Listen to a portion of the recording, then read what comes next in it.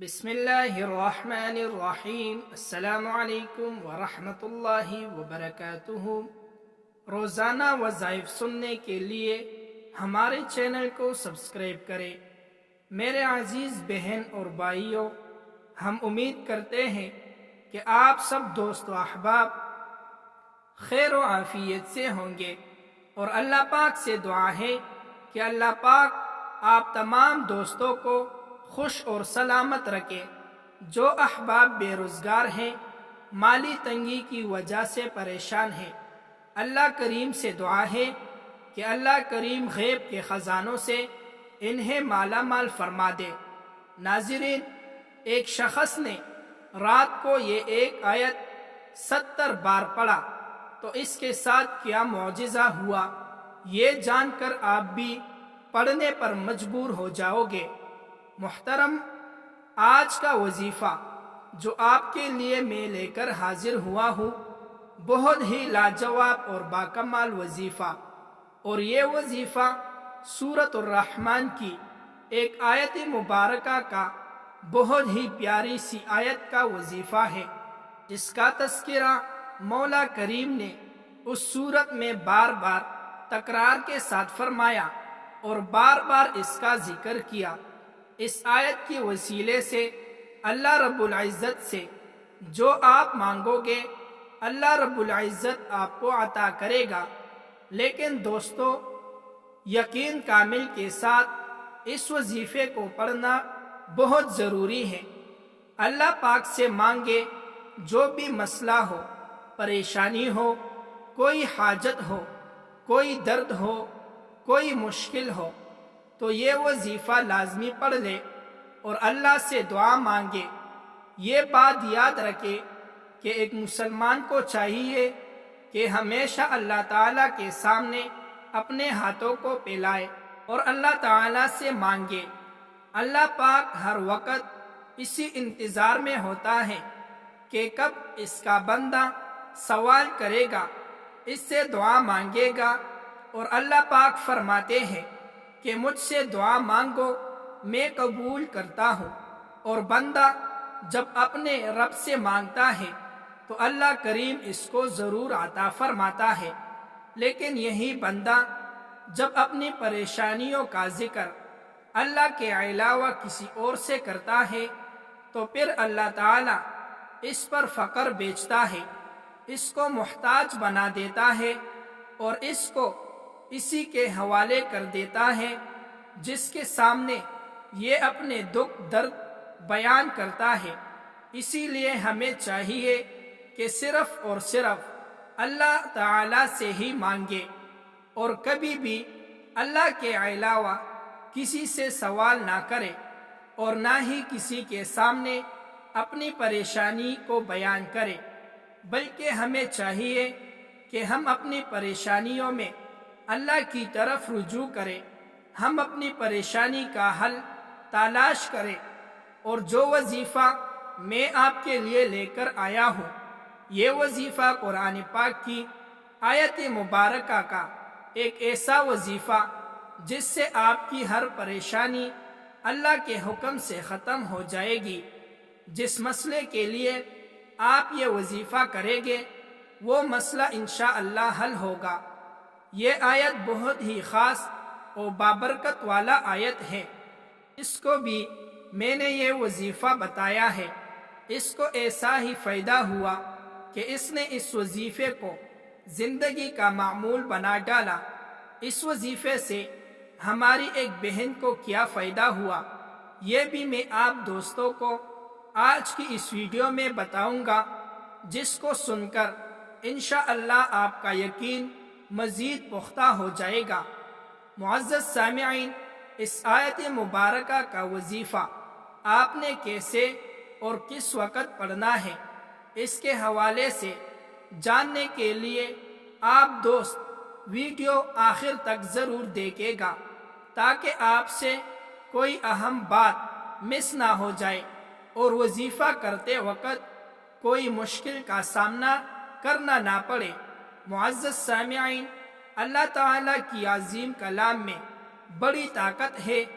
جب بھی کوئی بندہ اللہ تعالیٰ کے کلام کا وسیلہ بنا کر اللہ تعالیٰ کو پکارتا ہے تو اللہ تعالیٰ اپنے بندے کی جانب فوری طور پر متوجہ ہو جاتا ہے اور اپنے بندے کے سوال کو پورا فرما دیتا ہے۔ یاد رہے کہ قرآن پاک کی ہر سورت اور ہر آیات اپنی اندر برکات رکھتی ہے، لیکن آج جس سورت کے حوالے سے جس آیت کا وظیفہ ہم آپ کے لیے لے کر حاضر ہوئے ہیں وہ بہت ہی بابرکت والا آیت ہے۔ اس آیت میں اللہ تعالیٰ نے اپنے نعمتوں کا ذکر فرمایا اور اپنے بندوں کو مخاطب فرمایا کہ تم اپنے رب کی کون کون سی نعمتوں کو جھٹلاؤ گے، یعنی اللہ تعالیٰ اپنے بندوں کو وہ نعمت یاد دلاتی ہے جو اللہ تعالیٰ نے اس بندے کے لیے پیدا فرمائی ہے۔ اسی لیے چاہیے کہ اس وظیفے کو کرتے وقت اللہ تعالیٰ کی جو نعمت میسر ہے اس پر اللہ تعالیٰ کا شکر ادا کیا جائے۔ معزز سامعین، اگر انسان اللہ تعالیٰ کی نعمتوں کا شمار کرنا چاہے تو اللہ تعالیٰ کی نعمتوں کو شمار نہیں کر سکتا، لیکن اس کے باوجود بھی یہ انسان ناشکری کرتا ہے۔ ہمیں ناشکری سے بچنا چاہیے کیونکہ اللہ تعالیٰ ناشکری کرنے والوں سے ناراض ہوتا ہے اور شکر کرنے والوں پر اللہ تعالیٰ اپنی رحمت کے دروازے کھولتا ہے۔ محترم دوستو، اس وظیفے سے آپ کو ہر قسم کی پریشانی دور ہو جائے گی۔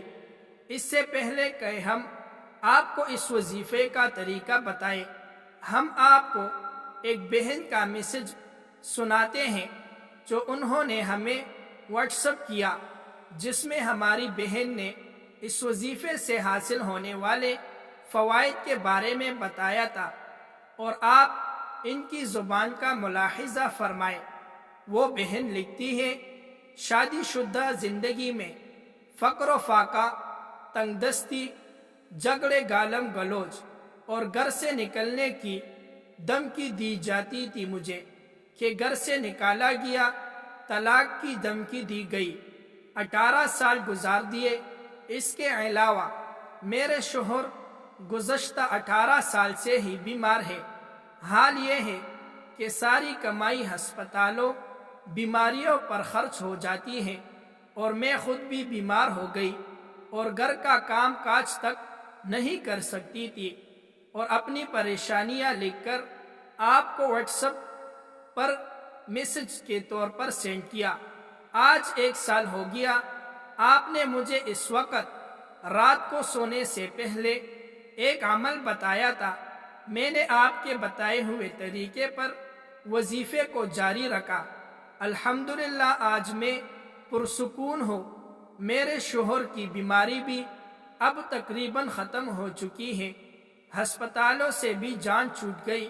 اس کے پڑھنے سے اللہ تعالیٰ نے ہمیں بہت ساری نعمتیں عطا فرما دی۔ اس وظیفے سے ہمیں وہ کچھ ملا جو میں نے آج تک سوچا ہی نہ تھا۔ ایک اور مسئلہ تھا، میری بیٹی ڈاکٹر بننا چاہتی تھی۔ اس وظیفے کی برکت سے اسی لاہور میڈیکل کالج میں اسے داخلہ مل گیا۔ سورۃ الرحمن کی آیت کا تحفہ، جب بھی مجھ پہ کوئی پریشانی پڑتی ہے اور میں یہ وظیفہ پڑھ لیتی ہوں تو میری پریشانی اس وقت تک ختم ہو جاتی ہے۔ انشاءاللہ مرتے دم تک اس یقین کامل کے ساتھ کرتی رہوں گی۔ دعا ہے کہ اللہ تعالیٰ آپ کا سایہ ہمیشہ قائم و دائم رکھے، آمین۔ محترم ناظرین، میرے عزیز بہن اور بھائیوں، اب دوستوں نے یہ واقعہ ملاحظہ فرمایا کہ اس وظیفے کی کیسی برکات ہے اور یہ وظیفہ کس قدر طاقتور ہے۔ اس لیے آپ کو جب بھی کوئی پریشانی ہو، کوئی بھی کسی قسم کا مسئلہ ہو، تو اس وظیفے کو مکمل یقین کے ساتھ پڑھ لیں۔ انشاءاللہ العزیز آپ کی پریشانی دور ہو جائے گی۔ چاہے آپ کی پریشانی مالی ہو یا جانی، کوئی بھی مشکل ہو، اس وظیفے کو کر لے۔ ناظرین، وظیفہ پڑھنے کا طریقہ بہت ہی آسان اور سادی سی ہے۔ رات کو سونے سے پہلے آپ دوستوں نے انگلیوں کے پوروں پر 71 مرتبہ فَبِأَيِّ آلَاءِ رَبِّكُمَا تُكَذِّبَانِ آیت مبارکہ پڑھنی ہے۔ اول و آخر 11 بار درود شریف پڑھ لے۔ درود شریف جو بھی آپ کو آسان ہو وہی درود شریف پڑھ لے۔ جیسے آسان درود شریف صلی اللہ علیہ وسلم بھی آپ پڑھ سکتے ہیں، جو آپ کو آسان ہو وہ پڑھ لے۔ مکمل وظیفہ ہونے کے بعد اللہ رب العزت سے دعا مانگے۔ اس عمل کو آپ صبح کے وقت بھی کر سکتے ہیں، یعنی رات کے ساتھ ساتھ صبح کے وقت بھی اس عمل کو جاری رکھے، اور جب بھی کسی مشکل میں پھنس جائے، کوئی پریشانی لاحق ہو جائے تو اس آیت مبارکہ کا ورد لازمی کرے، انشاءاللہ فائدہ ضرور ہوگا۔ اللہ پاک سے دعا ہے کہ اللہ پاک میرا سنانا اور آپ کا سننا اپنی بارگاہ الہی میں قبول فرمائے۔